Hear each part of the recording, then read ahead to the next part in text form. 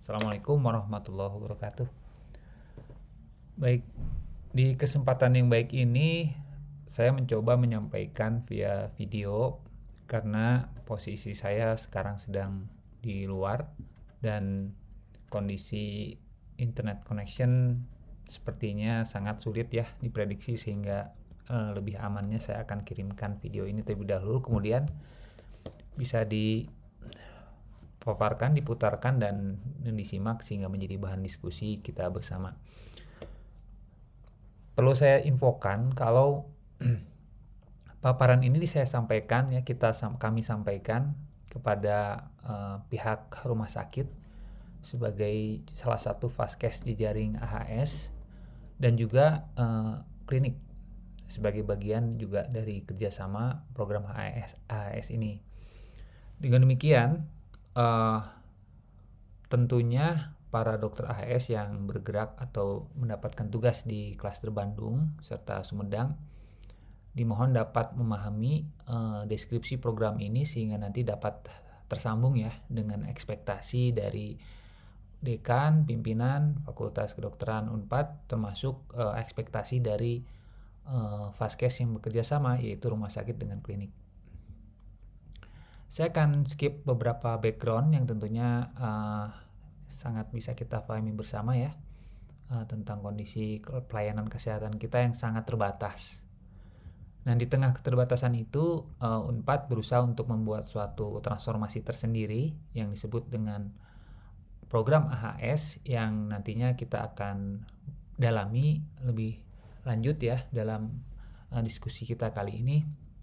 Dan tentu saja di sini kita berusaha untuk berupaya bagaimana visi misi pendidikan, penelitian dan pelayanan ya, pengabdian pada masyarakat bisa betul-betul memperkuat sistem kesehatan akademik di Jawa Barat khususnya. Nah, ini adalah satu konsep di mana kita melibatkan sekali lagi fokusnya kita akan banyak berbicara soal rumah sakit dan klinik swasta. Namun tentu saja rumah sakit dan klinik swasta ini tidak bisa terlepas dari health system secara lebih luas di lokasi tersebut.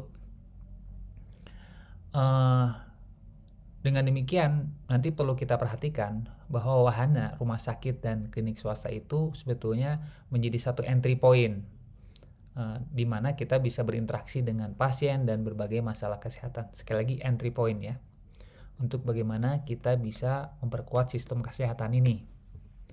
Dengan demikian kita semua bisa paham bagaimana konteks program ini, teknisnya dan juga visi misinya dalam membangun pembelajaran bersama yang disebut dengan learning health system. Dengan demikian, learning health system ini tidak hanya berkait dengan mahasiswa, tapi juga berkait dengan pasien, dokter-dokter yang berpraktek di dalamnya ya. Saya akan masuk saja langsung kepada apa yang kita ingin betul-betul perkuat di sini dalam konteks penguatan sistem kesehatan tadi, yaitu continuity of care, di mana kita sudah memiliki kerjasama dengan FKTRL, yaitu rumah sakit, dan FKTP, yaitu klinik swasta. Di masing-masing FKTP ini, klinik swasta ini, tempatnya teman-teman kita sejawat dokter itu bertugas, di mana dokter AHS di sini akan mengawal bagaimana program ini bisa berjalan. Sekali lagi, bagaimana kita bisa memperkuat sistem kesehatan dengan menekankan pada berjalannya continuity of care pada pasien-pasien yang ada di FKTP dan juga di rumah sakit. Tentu saja pasien-pasien ini tidak akan begitu lama di klinik ya. Demikian juga di rumah sakit. Mungkin lebih lama di rumah sakit bagi yang diranap, tapi pastinya banyak masyarakat atau pasien dan keluarganya yang ada di rumah dengan berbagai karakteristik populasi dari sisi usia ya, baik bayi, anak, remaja, dewasa dan lansia. Nah, dengan demikian dengan konteks ini mohon diperhatikan bahwa pendidikan berada di dalamnya. Bagaimana kita bisa memperkuat sistem continuity of care ini dan kemudian melibatkan mahasiswa di dalamnya. Sehingga tentu saja program ini sangat melibatkan peran-peran praktisi, yaitu dokter-dokter yang ada di FKTP dan di rumah sakit ini. untuk bisa menyambungkan continue of care tadi. Nah, disinilah nanti tiap-tiap klinik dokter AHS bagaimana kita bisa menyambungkan continue of care kalau kita tidak memiliki sasaran yang jelas. Dengan demikian, kita mencoba menetapkan dimulai semester ini kita harus memiliki satu sasaran yang jelas, yaitu keluarga-keluarga yang dapat diampu oleh seorang dokter HAS di setiap kliniknya. Untuk minimal di setiap klinik ada 250 keluarga nantinya yang akan menjadi sasaran yang utama. Nah, di sinilah nanti dapat kita lihat bagaimana ketersambungan aspek integrasi terjadi dari berbagai level, baik di rumah, dibantu tentu saja pelaksanaannya oleh 6 field assistant. Nah, 6 field assistant inilah yang disebut dengan dokter muda. Dengan demikian nanti kita akan dapat memperkuat berbagai pelayanan yang ada, dari mulai screening, case finding, case management, referral, rehabilitation, palliatif, education, consultation, dan counseling. Juga dengan berbagai tipe atau jenis aktivitas, bisa dengan offline, online, telehealth, telemedicine, home care, hospital care ya, termasuk clinical care, termasuk sesi-sesi edukasi yang bisa dijalankan baik secara online ataupun offline. Dengan demikian, disinilah konteks terjadinya continuity of care dan sekaligus mengedepankan pelayanan yang excellent karena dapat menyambungkan berbagai fasilitas kesehatan untuk menangani pasien secara holistik dan komprehensif. Di kesempatan hal ini tentunya ini yang ingin kita tekankan, dan salah satu aspek yang sangat kuat di sini adalah family medicine. Dengan demikian diharapkan teman-teman dokter AHS akan memulai mengenroll ya, merekrut 250 keluarga ini yang sumbernya bisa berasal dari, pertama, berasal dari klinik.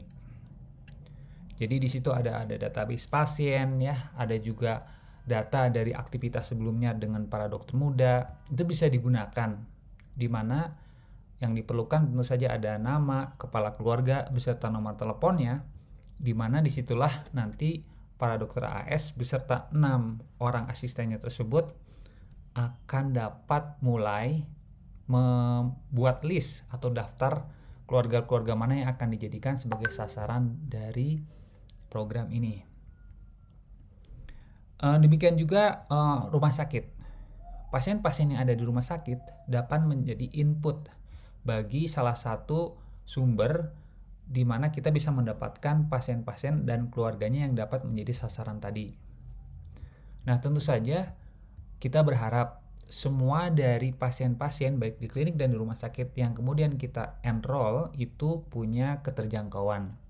Pertama, keterjangkauan psikologis. Mereka mau untuk kita ajak masuk pada program ini dengan penjelasan yang baik, dengan inform consent ya, dan juga penjelasan di mana mereka kita ajak untuk menjadi keluarga sehat dengan kita membantu melakukan monitoring yang rutin dengan pemeriksaan-pemeriksaan baik itu screening ataupun early detection atau deteksi dini, sehingga kondisi mereka bisa terpantau dari waktu ke waktu.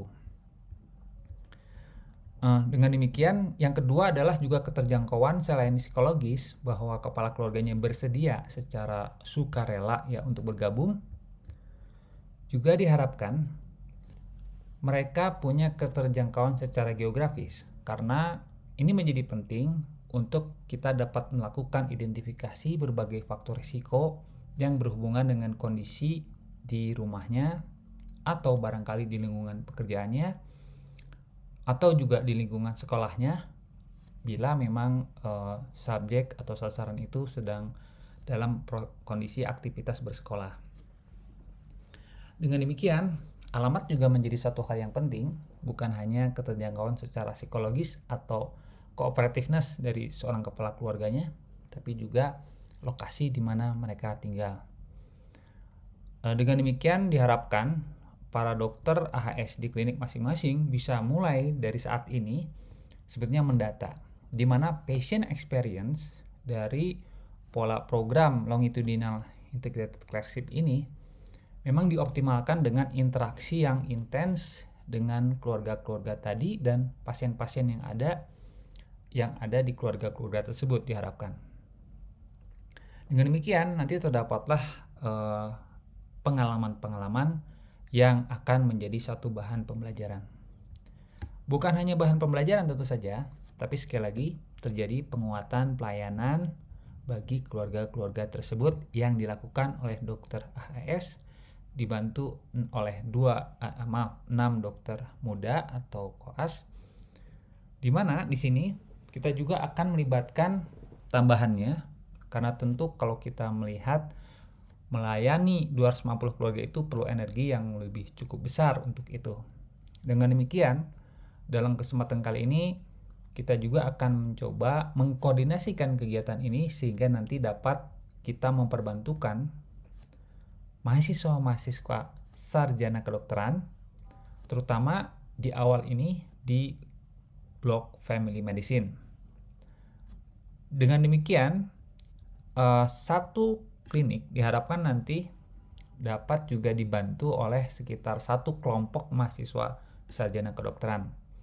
Dengan demikian, untuk memudahkan dan membuat koordinasi ini berjalan sehingga dapat sekali lagi bisa terjadi sinergisme, kita berusaha menjelaskan hal ini sehingga dokter AHS yang ada di klinik dapat mampu mengatur lalu lintas dari kegiatan baik para dokter muda ataupun para mahasiswa sarjana kedokteran adiknya yang berasal dari dalam hal ini blok Family Medicine untuk dapat bersinergi melakukan berbagai interaksi dan pelayanan kesehatan kepada keluarga-keluarga sasaran tadi. Untuk memudahkan, kita bisa melakukan satu program pemasangan atau kita buat pasangan-pasangan bahwa setiap anggota dari satu kelompok itu hanya bekerja di satu klinik saja. Sebagai contoh, misalkan di sini Dr. Gina sebagai tutor dari Family Medicine dari mahasiswa sarjana kedokteran, itu kita pasangkan dengan satu dokter di klinik dan juga dengan para dokter mudanya. Kalau Dr. Gina punya mahasiswa sarjana kedokteran sejumlah 10 orang, maka 10 orang itu nanti bisa dipasangkan dengan kakak kelasnya yang ada 6 orang, apakah rasionya 1:1 atau 1:2. Nah, silakan diatur dan disinilah nanti acara ini salah satu targetnya adalah menyampaikan rencana untuk penguatan program tersebut dengan bukan hanya melibatkan dokter muda, tapi juga dengan dengan mahasiswa sarjana kedokteran. Sekali lagi saya ingin sampaikan jumlah dari mahasiswa kedokteran ini nanti akan disampaikan oleh Dr. Wendy, tapi kurang lebih 10 sampai maksimal kalau tidak salah 12. Dengan demikian nanti bisa dipasangkan kakak dokter mudanya atau koas dengan adiknya sehingga nanti pasangan-pasangannya bisa tetap dan bisa berkoordinasi sehingga nanti ke depannya kemungkinan kegiatan-kegiatan yang dilakukan di klinik juga akan lebih bersifat fleksibel mengikuti bagaimana pasien tersebut dapat kita ikuti. Dengan demikian nanti jadwal kewahana tersebut mungkin bisa akan bervariasi satu kelompok dengan kelompok yang lain karena satu klinik dengan klinik yang lain tentu punya perbedaan jadwal, apakah itu sifatnya kunjungan rumah ataukah kegiatan-kegiatan yang lain.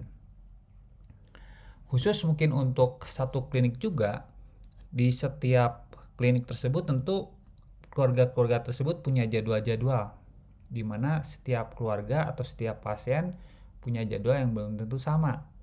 Nah, dengan demikian setiap dokter muda yang memiliki pasangan adiknya ini tentu harus punya jadwal yang tersendiri ya, di mana perjanjian-perjanjian pertemuan dengan pasien dilakukan oleh dokter muda tersebut tentu saja berkoordinasi dengan dokter AHS-nya dan sekaligus diharapkan nanti para mahasiswa dari sarjana kedokteran yang dari Family Medicine ini bisa mengikuti kakaknya sesuai dengan perjanjian pasien. Dengan demikian jadwal mungkin bisa jadi ada penjadwalan yang sifatnya perkenalan. Itu nanti mengenalkan saja dokter muda dengan para adik-adiknya dipasang-pasangkan, dikenalkan, berkomunikasi, berkoordinasi sehingga nanti pada saat kegiatan di lapangan tentu setiap masing-masing dokter muda beserta dengan adik-adiknya tersebut bisa menyesuaikan jadwalnya. Demikian mungkin paparan awal dari kegiatan bagaimana kegiatan continuity of care ini dapat diharapkan bisa dikawal dengan program ini, dan tentunya nanti masing-masing dokter AS bertugas untuk menjadi pengatur ya, mengelola bagaimana kegiatan itu bisa berjalan secara harmonis dan sinergis. Demikian mungkin apa yang bisa saya sampaikan sebagai introduksi dari diskusi kita yang akan kita jalankan bersama. Untuk itu saya cukupkan dulu dan mari kita sambung dengan diskusi pada kesempatan kali ini. Terima kasih. Assalamualaikum warahmatullahi wabarakatuh.